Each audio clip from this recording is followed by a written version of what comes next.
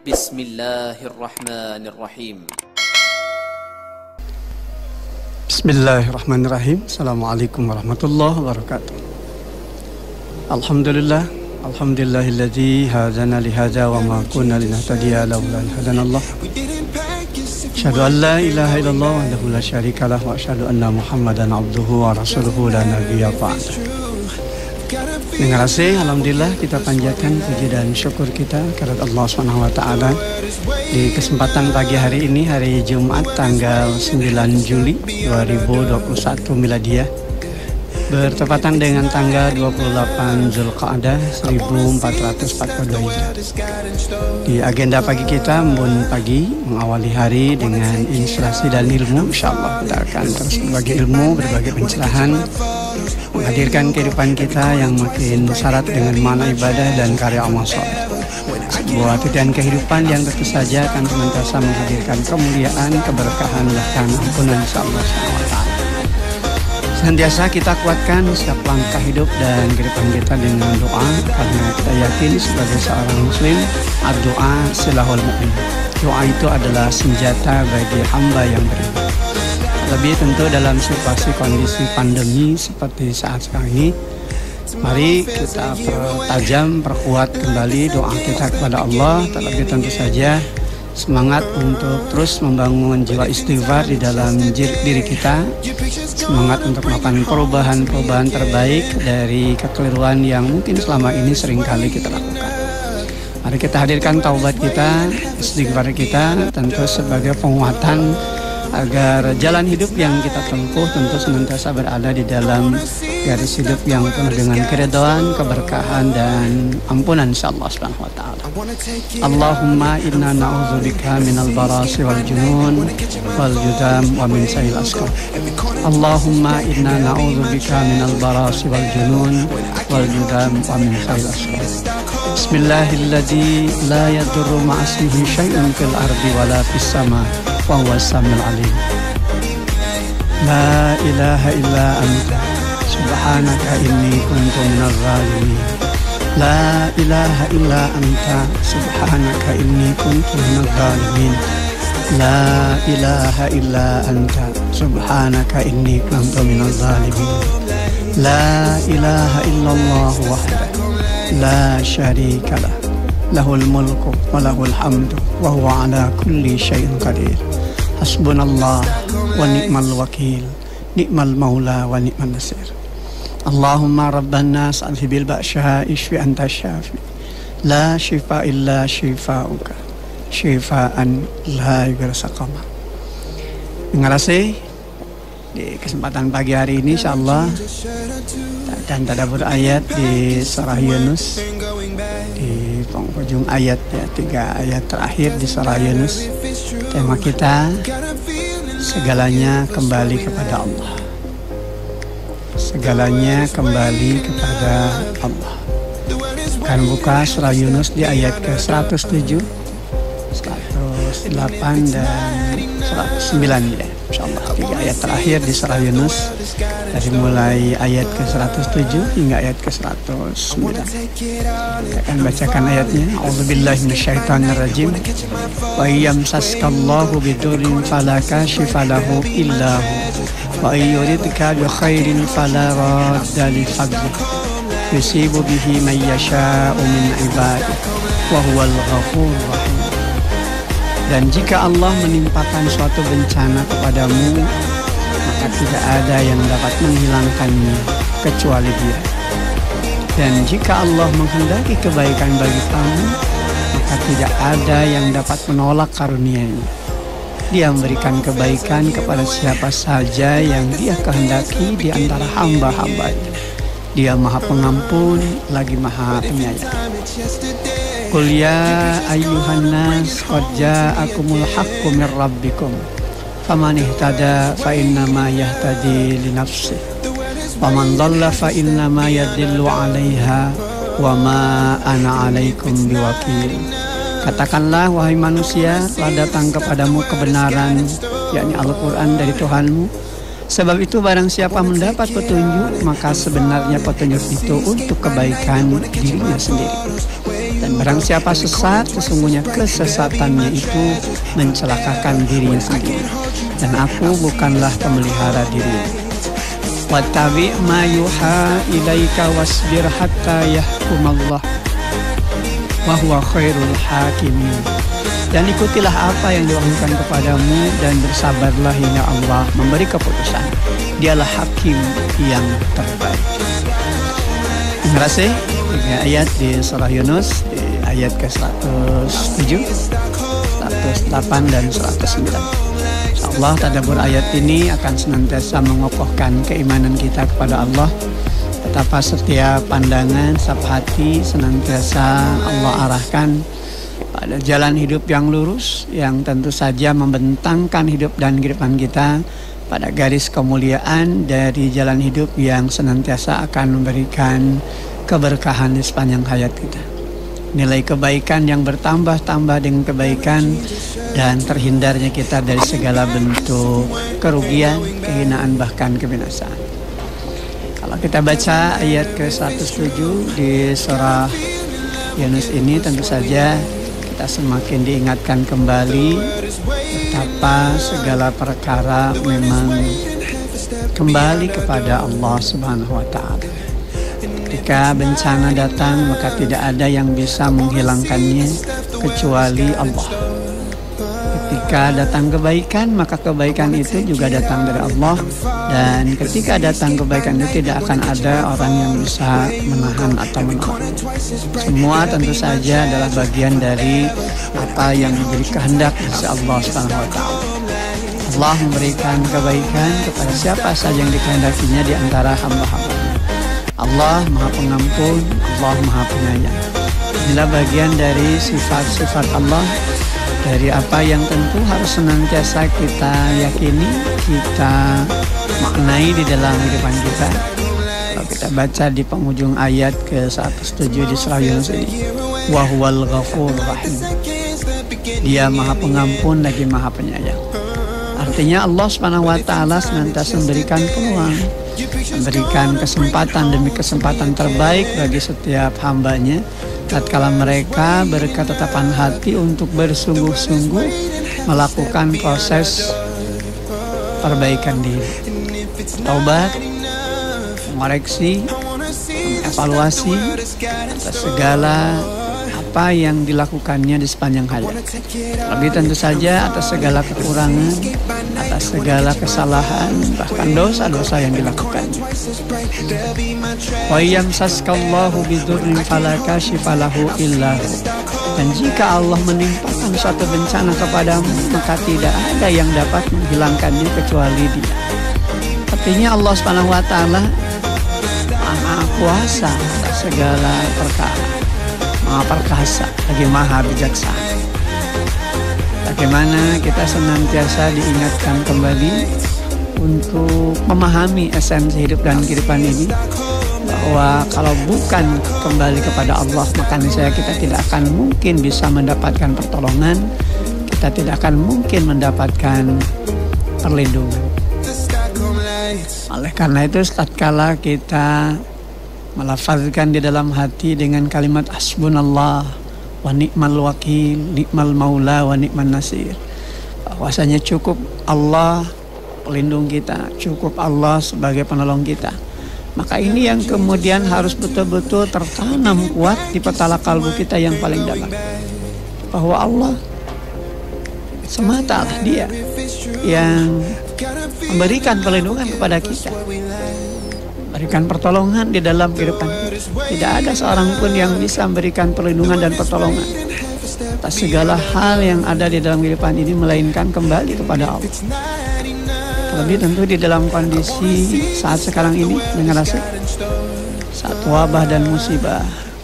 Jadi maka konsep hidup kita sebagai seorang muslim pertama dan utama itu sesungguhnya kembali dan mengembalikan segala perkara itu kepada Allah. Apapun yang kita lakukan, karena tatkala kita didera dengan penyakit, maka yang harus tertanam kuat di dalam diri kita Jauh sebelum kita berobat, jauh sebelum kita mendatangi dokter ahli, dokter spesialis sekalipun, yang harus tertancap, tertanam kuat di dalam jiwa kita adalah bahwa yang maha menyembuhkan itu hanyalah Allah. Yang akan melindungi kita dari segala wabah dan musibah itu adalah Allah. Sehingga tatkala kita berobat, tatkala kita mendapatkan layanan medis dari dokter, termasuk para medis yang lain, maka selalu tertanam kuat bahwa mereka hanyalah wasilah, hanyalah penghubung yang menjadi sebab sehatnya kita. Karena hakikatnya datang dari Allah. Karena kalau bukan karena Allah, niscaya tidak akan mungkin kita mendapatkan perlindungan dan pertolongan atau disehatkan oleh Allah Subhanahu wa Ta'ala. Ini yang tentu kemudian harus kita sadari. Hari ini kita paham betul, banyak di antara kita yang kadangkala maaf ya, pincang begitu kan. Jika kita tertimpa dengan satu wabah, penyakit, apa yang terfikirkan di benak kita itu bukan Allah, justru obat gitu kan. Agama medis, para dokter tidak dikuatkan dulu di dalam diri kita, meluruskan apa yang seharusnya kita yakini dengan seyakin-yakinnya bahwa setiap penyakit itu ada obatnya dan penyembuh bagi setiap penyakit, bagi setiap wabah itu adalah Allah. Adapun dokter, adapun obat, adapun langkah-langkah medis yang kita lakukan, itu adalah pintu ikhtiar dari apa yang harus kita lakukan sebagai seorang muslim. Nah, ini yang kemudian akan menjadi penguatan ya. Dan oleh karena itu ini yang kemudian harus selalu kita tumbuh suburkan dalam diri kita hari ini. Tengah-tengah wabah dan musibah yang belum juga reda, tapi kita yakin Allah Subhanahu wa Ta'ala akan membuka jalan keluar agar kita bisa lepas, agar kita bisa menghirup udara yang lebih segar, dalam arti nyaman, terbebas dari segala bentuk rasa khawatir yang kadangkala terus berkecamuk dalam diri kita menjadi ketakutan yang berlebih. Orang menyebutnya dengan istilah paranoid. Ketika ketakutan itu sudah berlebihan, tidak termanage dengan pikiran yang positif, dengan zikir yang kuat, mengembalikan segala perkara kembali kepada Allah, itu yang menjadikan seorang diri drop, mudah terpapar, dan kemudian banyak yang kemudian stres, depresi gitu ya, karena ketakutan yang berlebihan. Allah Subhanahu wa Ta'ala berikan bagian dari ujian kepada manusia itu dengan rasa takut. Namun tentu saja tatkala kita berhadapan dengan rasa takut itu, maka penghilang rasa takut itu adalah tatkala kita kembali kepada Allah. Nah, ini yang kemudian harus kita lakukan. Kembali kepada semangat tauhid, bagaimana Allah selalu kita hadirkan setiap langkah hidup dan kehidupan kita. Apapun yang kita bangun, semangat kita untuk menjaga kesehatan kita, prokes kita, protap kesehatan ini diniatkan hanya karena Allah. Kalau kita pakai masker kita gunakan masker kita, diniatkan karena Allah. Ini sebagai bentuk ikhtiar, bukan semata-mata karena takut akan kematian. Kematian ditakuti ataupun tidak, tentu saja akan datang menjumpai kita. Dan kita akan kembali kepada Allah. Dan kemudian nanti kita akan ditanya, kita akan diminta pertanggungjawaban atas segala apa yang kita lakukan. Qul innal mautal ladzi tafirruna minhu fa innahu mulaqikum tsumma turadduna ila alimil ghaibi wasyahada fa yunabbi'ukum bima kuntum ta'malun. Katakanlah, sungguhnya kematian yang kamu lari daripadanya, artinya kita takut untuk menghadapi kenyataan akan kematian itu, maka sungguhnya kematian itu akan datang menemui kamu, dan kamu akan dikembalikan kepada Rabb Tuhanmu yang maha gaib dan yang maha nyata, dan kemudian akan diberitakan kepadamu tentang apa yang dahulu kamu kerjakan. Kematian pasti terjadi dalam kehidupan kita. Karena tatkala kita berikhtiar, maka pintu ikhtiar kita semata-mata dijalankan karena Allah. Maka cukup Allah yang akan melindungi kita, cukup Allah yang akan menolong kita. Terus perkuat tahanan fisik kita dengan menjaga kesehatan, karena ini adalah bagian dari cermin keimanan seorang muslim. At-tahuru satrul iman. Kebersihan itu bagian dari keimanan. Kalau seorang muslim mengaku dirinya muslim namun tidak bersih, berarti diragukan keimanan. Jadi sebetulnya dalam hal ini kita sudah dibimbing begitu ya, diarahkan oleh Allah hidup di dalam nilai-nilai kebersihan, kesehatan. Tentu nanti berpengaruh kepada hal yang lain dengan rasa. Pola makan kita, pola minum kita, pola istirahat kita, aktivitas agenda hidup kita juga betul-betul berimbang gitu kan.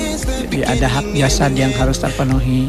Namun di balik itu tentu saja juga ada hak rohani yang tidak boleh dilupakan. Yang ini sebetulnya harus menjadi fondasi pertama dan utama, bukan nomor kesekian. Kita seringkali salah kaprah begitu ya. Jadi kalau segala hal itu ya, kita lebih bertumpu selalu kepada hal yang sifatnya medis. Ketika sudah segala cara dilakukan, baru kita mengatakan ya kita serahkan ini kepada Allah. Kita tidak berdaya, betul memang. Tapi tentu saja hal itu sesungguhnya harusnya kita tempatkan di posisi pertama, posisi utama. Sebab bagaimanapun kita berikhtiar, bagaimanapun kita berobat, bagaimanapun kita melakukan langkah-langkah medis, ketika Allah SWT tidak menghendaki kebaikan bagi kita, maka tidak ada yang bisa merubah. Melainkan hanya Allah yang menghilangkan semua bala dan bencana di dalam kehidupan. Yamsaskallahu bidurrin fala kashifa lahu illa. Jika Allah menimpakan satu bencana kepadamu, maka tidak ada yang dapat menghilangkannya kecuali Dia. Wa yuridka bi khairin fala radda li fadlihi. Dan jika Allah menghendaki kebaikan bagi kamu, maka tidak ada yang dapat menolak karunia-Nya. Jadi ketika Allah Subhanahu wa taala menyelamatkan kita, ketika Allah Subhanahu wa taala memberikan kebaikan kepada kita, perlindungan, pertolongannya, maka tidak ada yang bisa menolak karunia Allah. Maka sesungguhnya ini yang kemudian harus tanam kuat di dalam diri kita. Kalau datang bencana, bencana itu tidak akan mungkin lepas dalam kehidupan kita kecuali ketika Allah menghilangkannya. Maka mintalah perlindungan pada Allah, maka mintalah pertolongan pada Allah. Tentu diawali dengan senantiasa mengakui segala kekurangan, segala kelemahan diri kita, segala dosa-dosa yang kita lakukan. Nah, ini akan memantapkan langkah kita untuk tidak main-main di dalam hidup. Agenda yang jelas gitu kan, tentang hidup ini harus dijalani seperti apa. Jadi jangan sampai kemudian peluang dan kesempatan yang ada dalam kehidupan ini berlalu begitu saja ya, dengan hasil apa rugi, begitu betapa hina dan binasanya kita tatkala hidup dan kehidupan kita ya seperti itu terus begitu kan. Dari hal yang kemudian hanya menjebak kita pada perbuatan-perbuatan yang mendatangkan kemurkaan insyaallah subhanahu wa ta'ala. Nauzubillah min dzalik. Bagaimana justru jalan hidup kita ini harus selalu berada pada motivasi untuk senantiasa mengarah kepada nilai kebaikan, sehingga kita senantiasa diakui sebagai hamba yang layak untuk mendapatkan pertolongan dan perlindungan insyaallah subhanahu wa ta'ala. Yusibu bihi may yasha'u min ibad. Jadi dia memberikan kebaikan kepada siapa saja yang dikehendaki di antara hamba-hambanya. Wa huwal ghafurur rahim. Dan dialah Allah yang Maha Pengampun lagi Maha Penyayang. Bagaimana Allah SWT lewat ayat ke-107 di surah Yunus ini memberikan penegasan tentang keesaannya. Bagaimana kita senantiasa menjaga, memelihara tauhid kita untuk berketetapan hati menjadikan Allah sebagai fondasi pertama dan utama di dalam menjalani hidup kami. Jika kita ada kesulitan, maka hendaknya kita senantiasa mendekatkan diri kepada Allah, makin mendekat, makin merapat kepada Allah. Nah, segala kesulitan yang menimpa seorang itu tentu ada sebabnya, dan sebab-sebab itu diciptakan oleh Allah SWT sebagai bentuk ujian bagi manusia. Apakah mereka benar-benar berserah diri kepada Allah, ataukah justru mereka berpaling? Karena tentu saja tatkala manusia berhadapan dengan ujian, maka mereka tentu saja ketika keimanannya selalu tertanam kuat di dalam dirinya, akan betul-betul menjaga ritme hidupnya berada dalam keimanan. Maka manusia harus bisa menjaga diri, bukan hanya menjaga fisiknya semata, tapi juga tentu menjaga psikisnya, jiwanya. Pikirannya harus tetap jernih, berhusnudzon kepada Allah. Kemudian juga jiwa zikir, jadi selalu ingat kepada Allah, karena Allah yang senantiasa menjadi penentu segala perkara. Contoh saja dalam kaitan kesehatan, ya pendengar asih. Kalau dalam kaitan pengalaman hidup manusia ini kan, biasanya penyakit itu juga dikarenakan ada bakteri gitu ya, atau virus tertentu yang menghinggapi tubuh manusia, dan kemudian menjadi sebab terpaparnya seorang itu dengan penyakit atau wabah tertentu. Oleh karena itu tentu saja manusia harus bisa menjaga diri dari bakteri tersebut. Dengan cara apa yang menjaga kesehatan? Bila sudah tercemar oleh tersebut sehingga sakit, maka tentu dia akan berusaha gitu, apa, untuk menyembuhkan penyakitnya. Namun tentu saja ketika dia berobat, ketika dia berjuang untuk kesembuhan dirinya, bukan merupakan satu kepastian sebagai akibat dari berobatnya tersebut. Karena sesungguhnya berobat atau kesembuhan itu sesungguhnya berpulang kembali kepada apa yang dikehendaki oleh Allah SWT. Yang menyembuhkan itu hanyalah Allah. Maka dalam hal seperti ini, fondasi tauhid dengan kesadaran, dengan keyakinan bahwa Allah penentu segala perkara ini yang harus selalu kuat yang ada kita. Sampai kemudian kita lebih condong kepada urusan obat yang paten, gitu kan. Berapapun harganya, kan kita tebak. Kenapa? Karena kita yakin dengan sugesti kita bahwa ini akan menyembuhkan.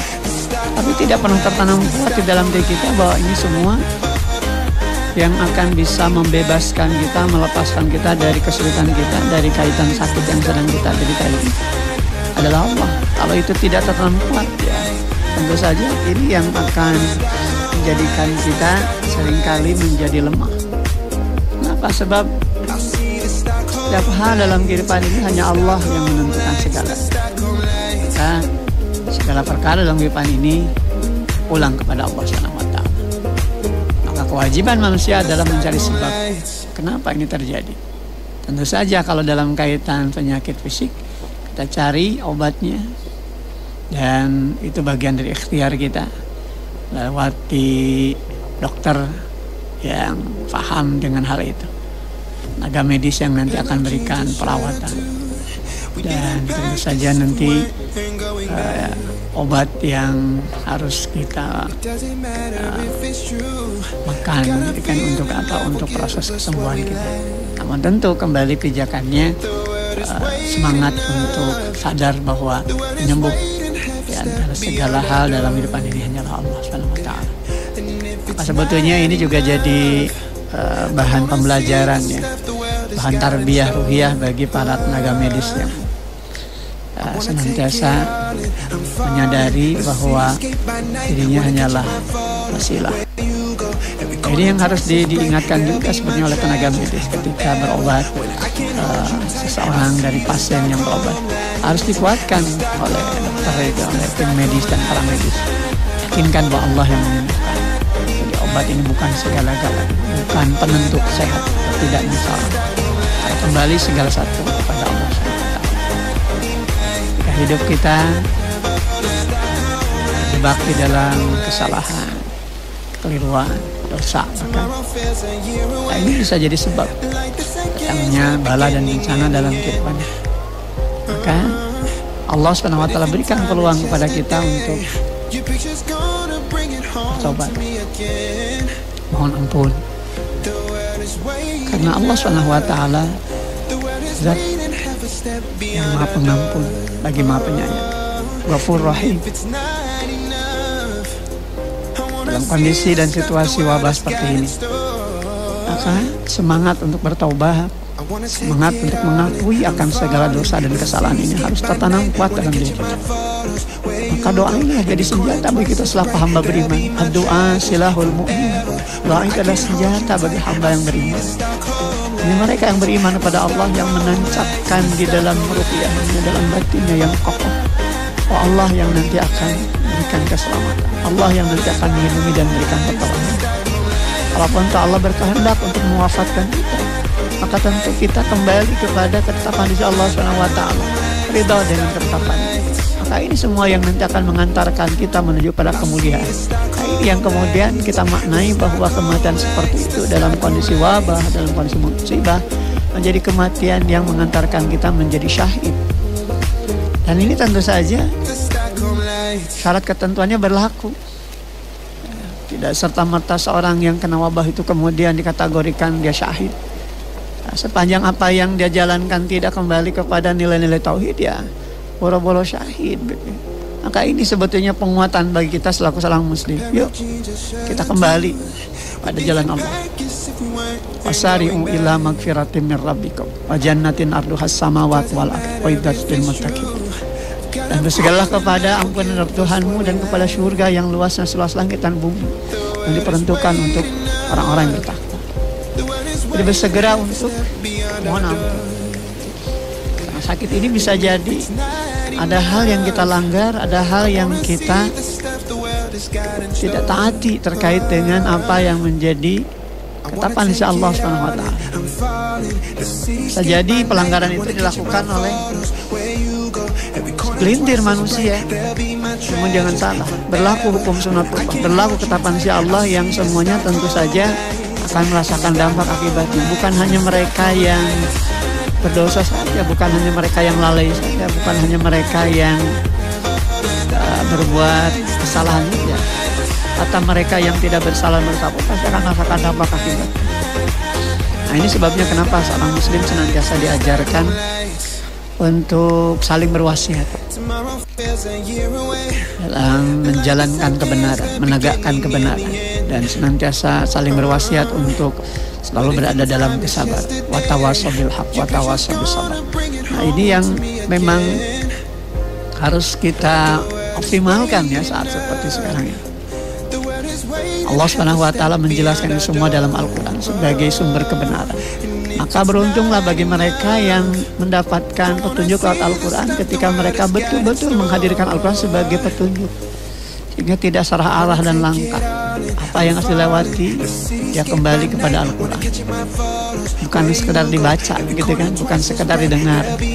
Bagaimana menghadirkan Al-Quran ini sebagai penguatan di dalam dirinya terkait dengan jalan hidup yang harus ditempuh untuk bisa mendapatkan kemuliaan insyaallah SWT.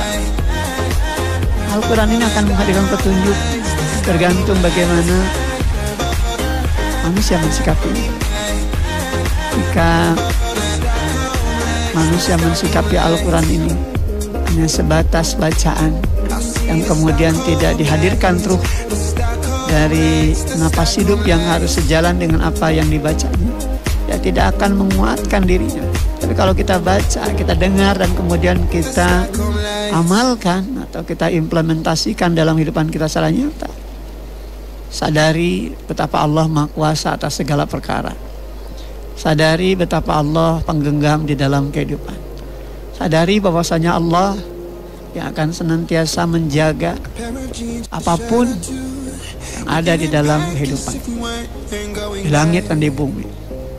Semua berada di dalam kekuasaan. Maka ketika itu tertanam kuat, ini akan menjadi penguatan dalam diri kita untuk kembali kepada Al-Quran, menghadirkan Al-Quran ini sebagai jalan kebenaran, sebagaimana yang senantiasa diingatkan di dalam Al-Quran. Qul ya ayyuhan nas qad ja'akumul haqqu mir rabbikum. Katakanlah, wahai manusia, telah datang kepadamu kebenaran Al-Quran dari Tuhanmu. Faman ihtada fa innama yahtadi li nafsihi. Sebab itu barang siapa mendapat petunjuk, maka sebenarnya petunjuk itu untuk kebaikan dirinya sendiri. Wa man dhalla fa innama yadillu 'alaiha. Dan barang siapa sesat, sesungguhnya kesesatannya itu mencelakakan dirinya sendiri. Wa ma ana 'alaikum biwakil, dan aku bukanlah pemelihara diri. Jadi inilah yang senantiasa harus kita perkuat di dalam hidup kita. Sebagaimana halnya Allah Subhanahu wa taala merintahkan kepada Rasulullah SAW. Dan ini tentu saja senantiasa kita paham bagaimana bukti-bukti tangkasan Allah Subhanahu wa taala. Tunjukkan bahwa kebenaran dari Allah dari Al-Quran yang mendasari agama ini telah datang kepada mereka, diturunkan untuk memberikan petunjuk, jadi pedoman, bahkan jalan cahaya dalam hidup kita.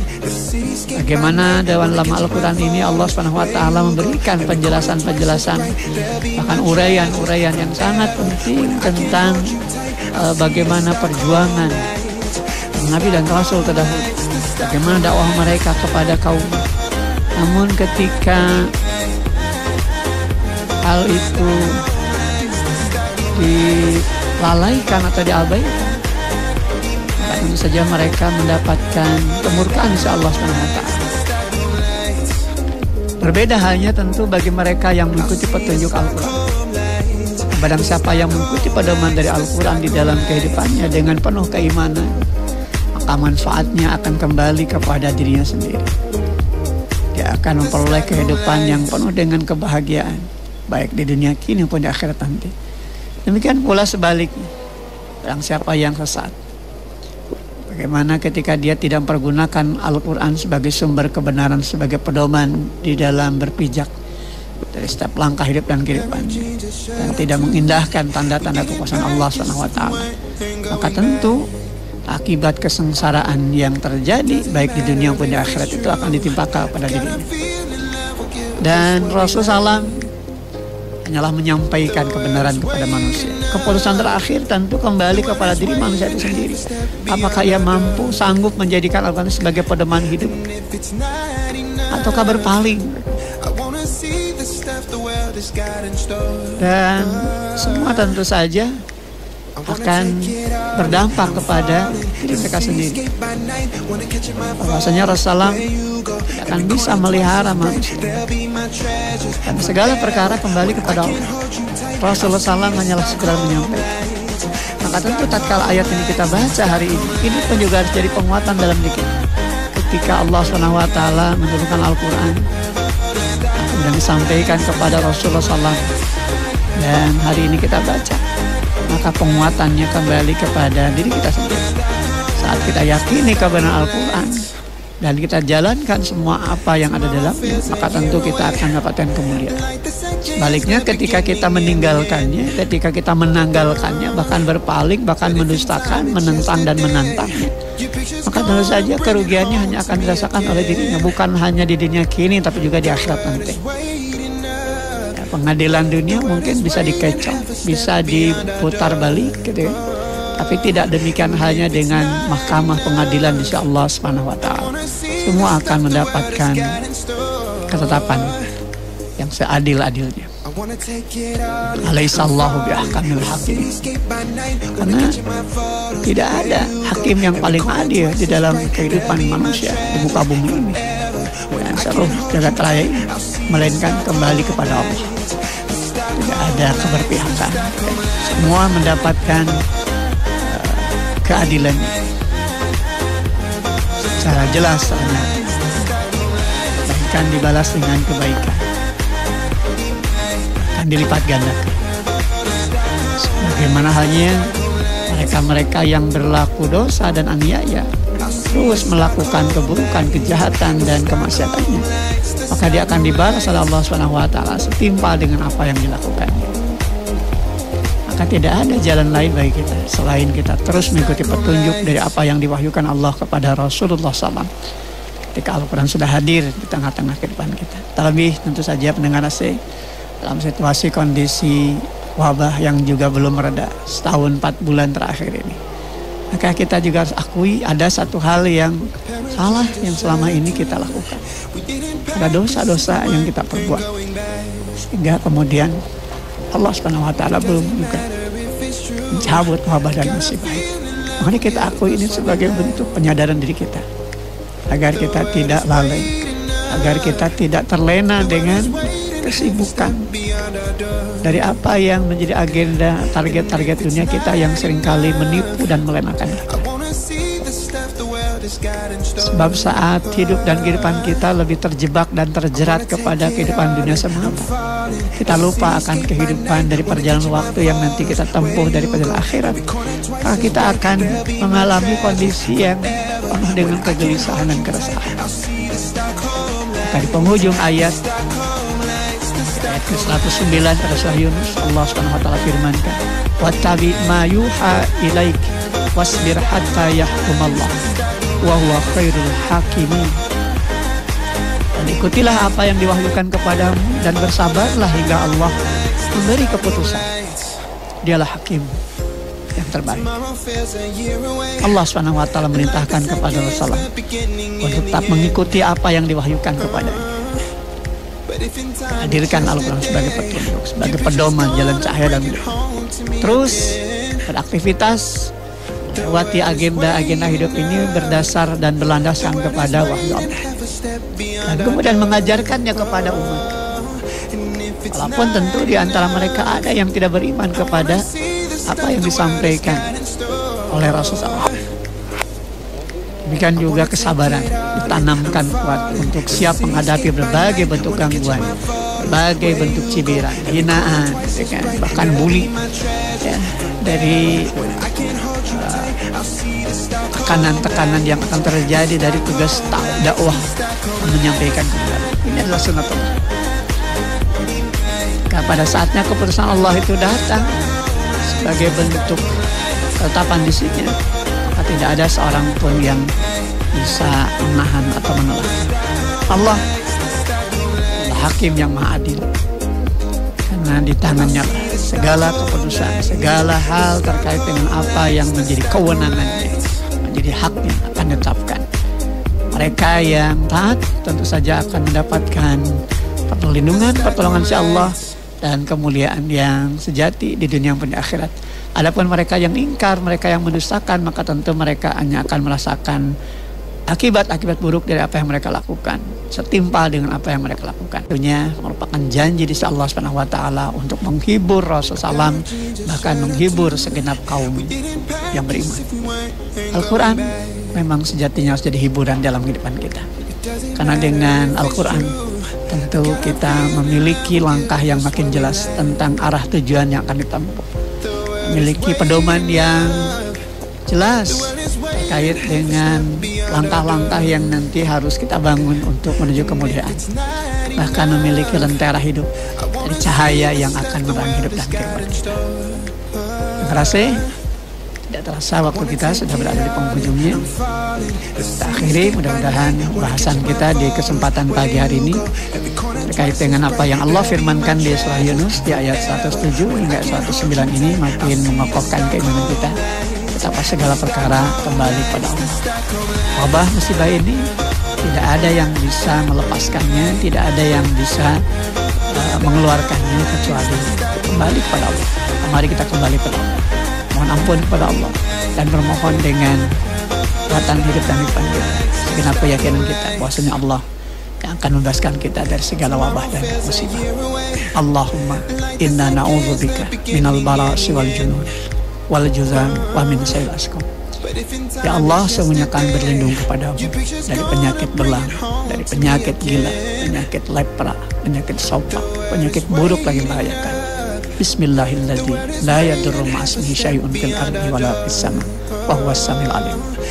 La ilaha illa anta subhanaka inni kuntu minadh dhalimin. La haula wala quwwata illa billah. Qulu qouli hadza wa astaghfirullah li wa lakum walhamdulillahirabbil alamin. Assalamualaikum warahmatullahi wabarakatuh.